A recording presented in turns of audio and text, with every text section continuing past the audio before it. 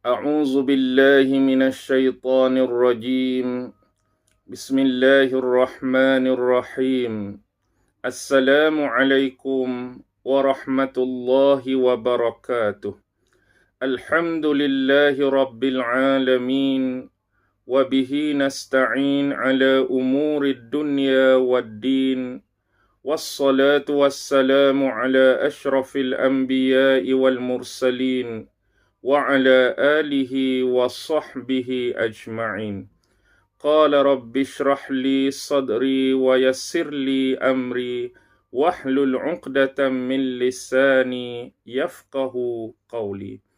اللهم يسر ولا تعسر. اللهم صل على سيدنا محمد وعلى آله وصحبه وسلم.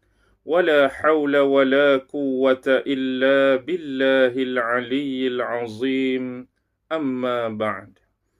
Alhamdulillah, syukur kehadrat Allah Subhanahu wa Ta'ala, kerana dengan limpah kurnia, rahmat, kasih sayang dan inayah daripada Allah Subhanahu wa Ta'ala, Alhamdulillah, pada malam ini kita sekali lagi bersiaran untuk edisi yang keseterusnya.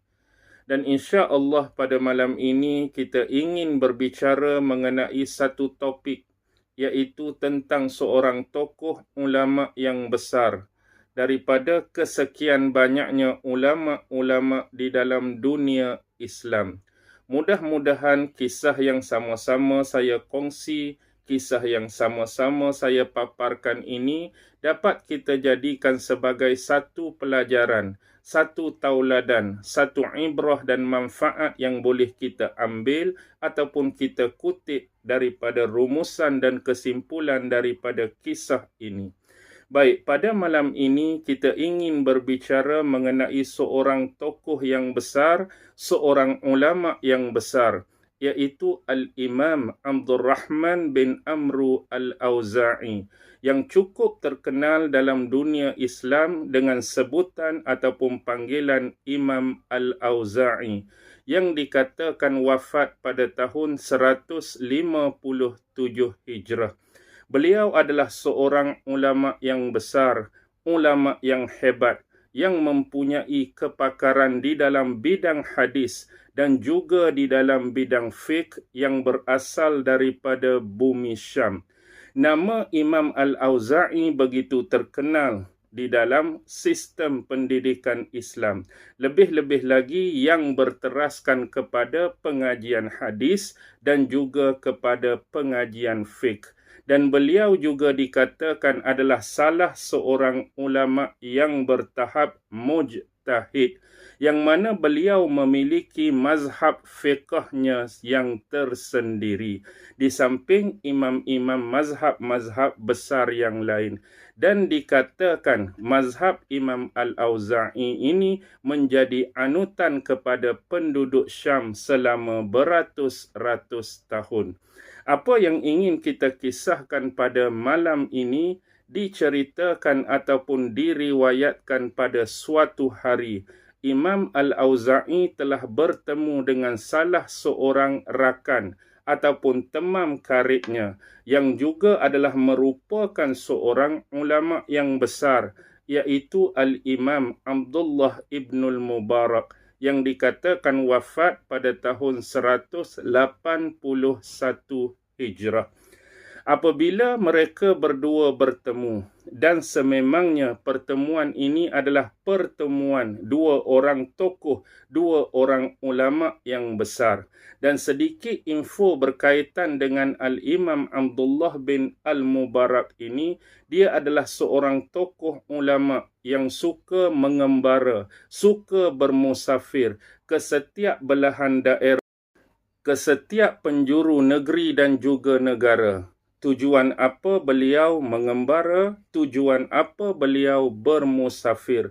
Tiada lain dan tiada bukan adalah untuk bertemu, untuk berjumpa dengan ulama-ulama besar serta mengambil ilmu serta mengambil manfaat dan tauladan daripada mereka.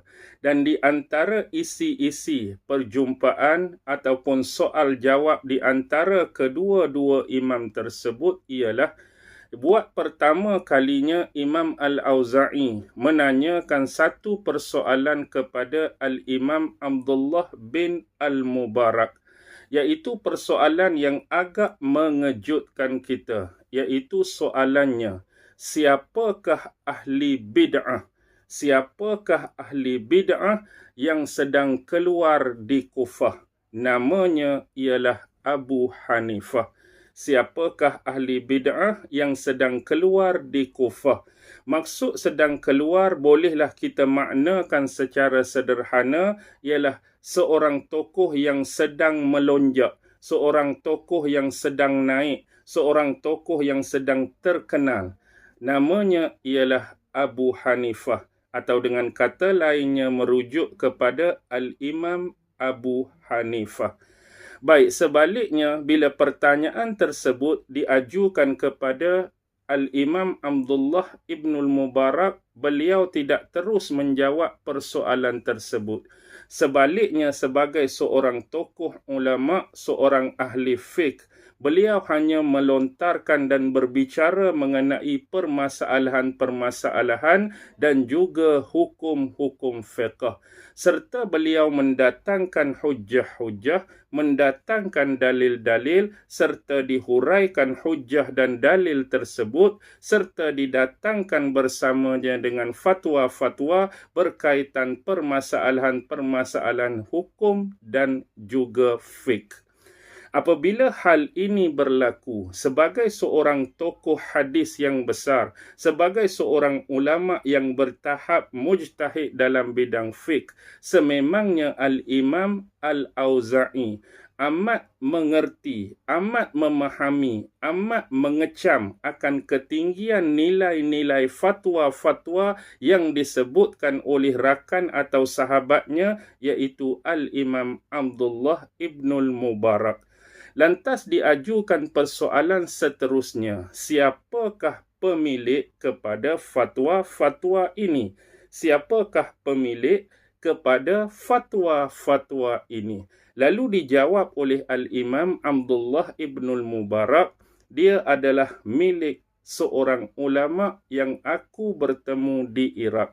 Seorang ulama yang aku bertemu atau aku jumpai di Iraq. Jadi bila itu jawapan yang diberikan, lantas Al-Imam Al-Auza'i meneruskan bicaranya. Sememangnya imam tersebut adalah seorang ulama yang besar, ulama yang hebat, yang amat memahami dan mengerti tentang permasalahan hukum dan fiqh. Teruskanlah kamu belajar daripadanya dan ambillah manfaat dan ilmu daripadanya. Lalu jawapan terakhir yang dikemukakan dan diberikan oleh Al-Imam Abdullah bin Al-Mubarak, ulama tersebut ialah Al-Imam Abu Hanifah. Dia memberikan jawapan demikian, dan daripada jawapan tersebut menyebabkan Al-Imam Al-Auza'i menjadi tercengang, menjadi terpegun dan terkejut dengan jawapan tersebut. Dia sama sekali tidak menyangka, dia sama sekali terkejut bahawa yang dimaksudkan pemilik kepada fatwa-fatwa, seorang tokoh yang besar, seorang alim ulama yang menjadi kesilap fahaman baginya tentang Al-Imam Abu Hanifah itu sendiri. Lalu ditakdirkan oleh Allah Subhanahu wa Ta'ala secara ringkas, kedua-dua tokoh tersebut bertemu di bumi Mekah, iaitu di Masjidil Haram. Siapakah kedua-dua tokoh tersebut? Iaitu Al-Imam Al-Auza'i dan Imam Abu Hanifah, kerana mereka berdua sedang dalam melaksanakan ibadah haji. Lalu Al-Imam Al-Auza'i mengambil peluang dan kesempatan tersebut untuk bertemu dengan Imam Abu Hanifah. Lantas apa yang dilakukan oleh mereka berdua? Mereka berdua bermuzakarah. Mereka berdua berbincang tentang permasalahan-permasalahan hukum dan juga permasalahan-permasalahan fiqh. Dan apa yang berlaku seterusnya setelah perpisahan di antara mereka berdua? Al-Imam Al-Auza'i telah kembali menemui sahabatnya tadi, iaitu Al-Imam Abdullah Ibnul Mubarak, dengan mengatakan kepadanya, aku iri dengan ketinggian ilmu, aku iri dengan kecerdasan yang dimiliki oleh Al-Imam Abu Hanifah. Sesungguhnya aku meminta ampun kepada Allah. Aku telah melakukan satu kesalahan, satu kesilapan yang nyata. Sesungguhnya apa yang aku dengar, apa yang aku ketahui sebelum ini ternyata adalah satu kesilapan yang besar. Baik, apa yang kita boleh ambil manfaat, ibrah ataupun pengajaran daripada kisah ini? Iaitu kita janganlah sesekali cepat tersilap sangka, cepat tersilap faham atas kepribadian seseorang ataupun atas individu yang lain, sehingga benar-benar kita dapat mengetahui, benar-benar kita dapat memahami isu ataupun punca permasalahan yang sebenar.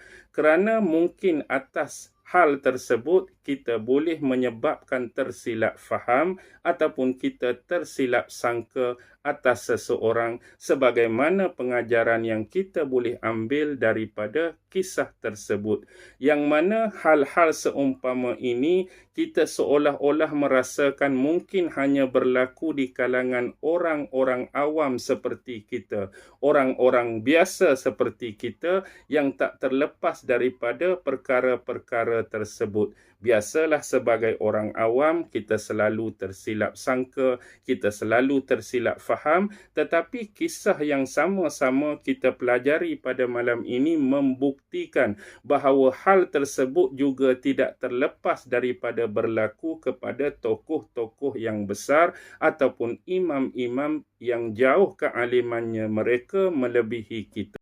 Dan bukanlah kisah yang kita bawakan pada malam ini adalah untuk merendah-rendahkan ataupun menjatuhkan martabat imam itu sendiri. Tidak sama sekali. Minta dijauhkan daripada Allah berfikiran negatif seperti itu. Sebaliknya, apa yang kita mahu ambil ialah pengajaran daripada kisah tersebut. Baik, secara umum, dalam agama kita Islam mengajarkan kita supaya mengelakkan diri daripada sifat tergesa-gesa yang disebut sebagai al-ajalah, yang mana daripada sifat tergesa-gesa inilah kadang-kadang boleh membawa penyesalan di dalam diri seseorang manusia. Biasalah kadang-kadang sebagai manusia biasa, kita ni nak segera, nak cepat dalam meraih impian, nak cepat dalam meraih sesuatu, nak cepat dalam mengeluarkan hukum, nak cepat dalam membuat kesimpulan, nak cepat dalam buat itu, nak cepat dalam buat ini. Kadang-kadang dalam keadaan kita rasa nak cepat, kita rasa nak tergesa-gesa tadi, kita boleh terjebak ataupun berlakunya kesilapan, berlakunya kesalahan di dalam penilaian ataupun keputusan yang kita ambil. Moga-moga kisah yang sama-sama kita paparkan pada malam ini dapat dijadikan sebagai salah satu bentuk suri dan tauladan di dalam kehidupan kita. Mudah-mudahan Allah Subhanahu wa Ta'ala sentiasa mengampuni dosa-dosa dan kesilapan-kesilapan yang pernah kita lakukan. Sebelum berakhir, seperti biasa, jangan lupa tekan butang like, butang share dan butang subscribe. Mudah-mudahan semua berada di dalam rahmat dan lindungan Allah Subhanahu wa Ta'ala. Sebelum berakhir, saya ucapkan kalam yang mulia. Assalamualaikum warahmatullahi wabarakatuh.